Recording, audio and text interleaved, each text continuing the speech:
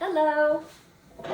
My name is Mariah Larkin and I will be performing the skill video today of Tracheostomy Care. I am in proper school uniform, my badge is visible, I have no nail polish, no jewelry, my hair is pulled back and out of the way. I have my supplies with me and of course my mannequin.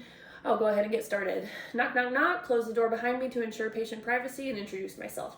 Hi, my name's Mariah, I'll be your nurse today. Can I get your name and date of birth? As I get 2 patient identifiers as always. Great, Mr. Smith. So today we have an order to go ahead and give you some tracheostomy care. Is that okay with you? Yes? Okay, great. So we're going to go ahead and raise the bed to a good working height. Place the patient in a Fowler's or semi-Fowler's position. All right, Mr. Smith, so we're going to go ahead and get started, okay? At this time, we would go ahead and disconnect any oxygen and perform any suctioning before we start doing the cleaning care as needed. So I'll go ahead and hand hygiene, and I'll place on my clean gloves.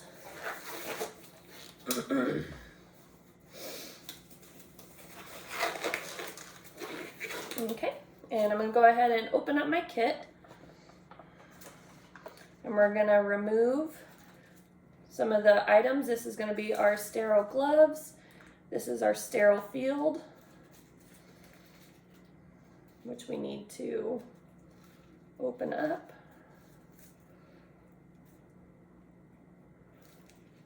All right. One more, okay. All right. Sterile field is down. Now we're going to go ahead and empty out all of our contents, being very aseptic and trying to stay away from the edges.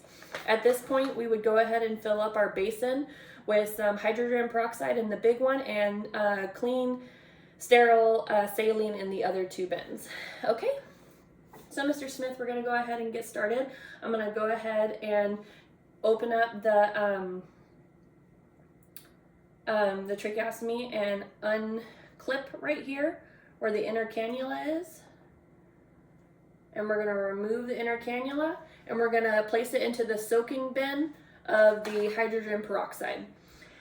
Typically, we would have an assistant with us helping us hold the tracheostomy in place, but since we don't have one at this moment in time, then I have to perform everything by myself.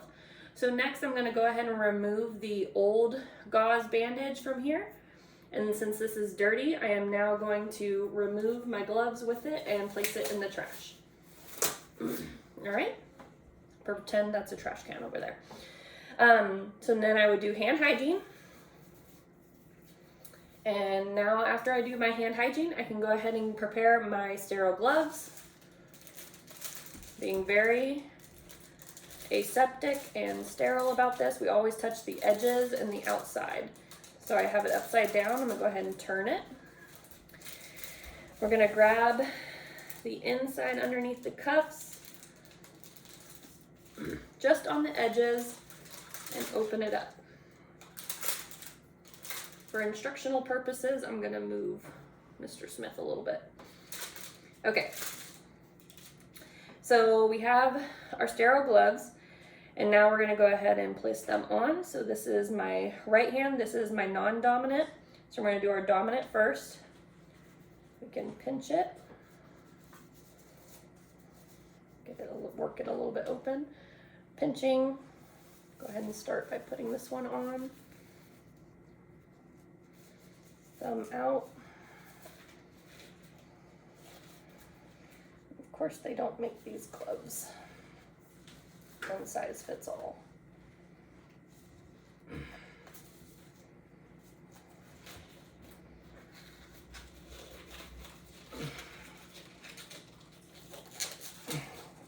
Okay.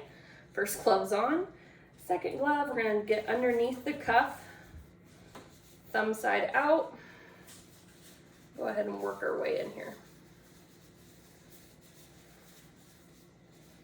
I can find my thumb, get all my fingers. Okay. Whew. Love putting on sterile gloves. So now I can actually remove this by grabbing the inside of the sterile field with my sterile gloves, and that goes into the trash.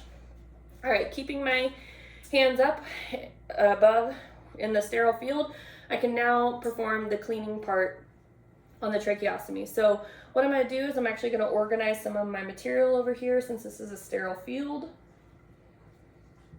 I'm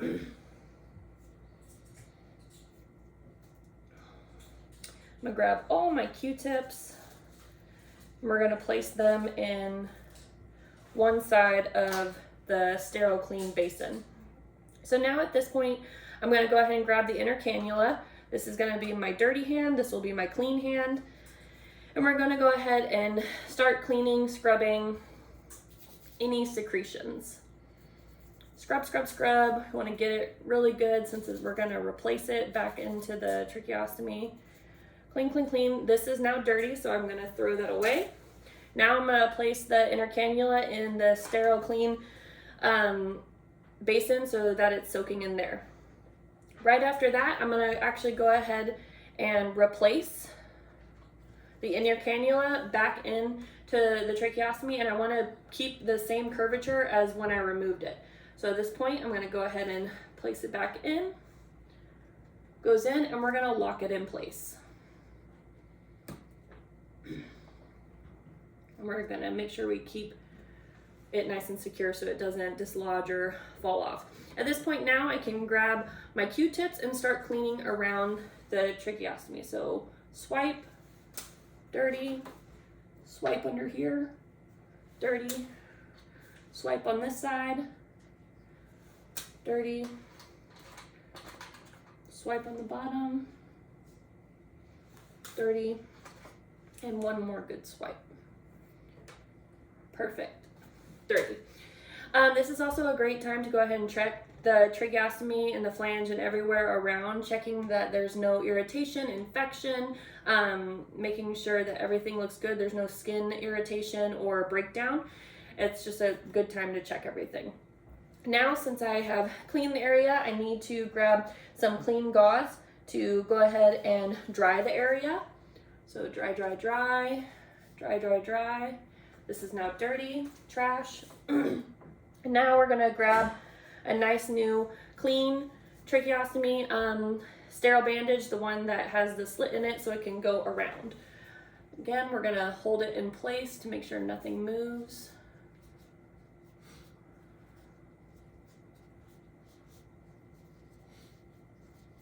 Doing okay, Mr. Smith? You have to read facial expressions at this point.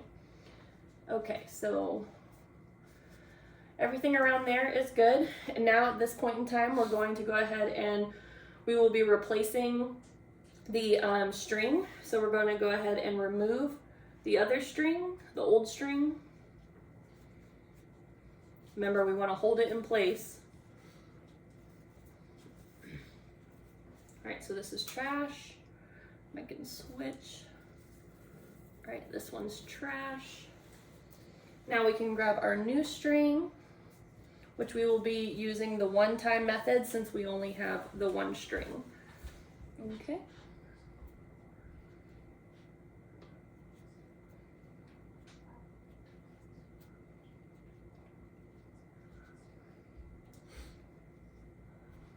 Lock it in place. Gonna pull it on through. Bring it around patient's neck. You also want to make sure that the string isn't all coiled up. That can cause skin irritation as well. So we're going to bring that around. And we're going to loop it back through, making sure it's nice and straight.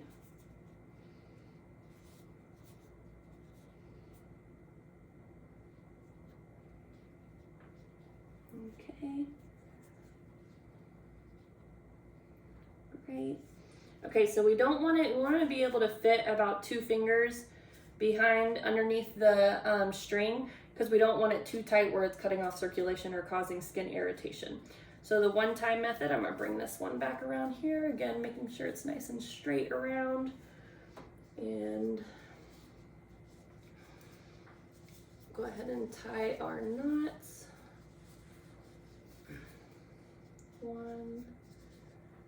One-time method. Okay. Great.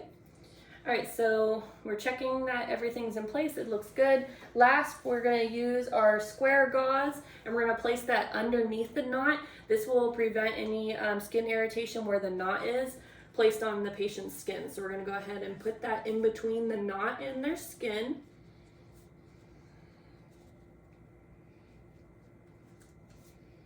Okay, and then what we also are gonna do, since we have some tape, we're gonna tape down on top of the knot and on the square gauze, but making sure that we don't put it on the patient's skin.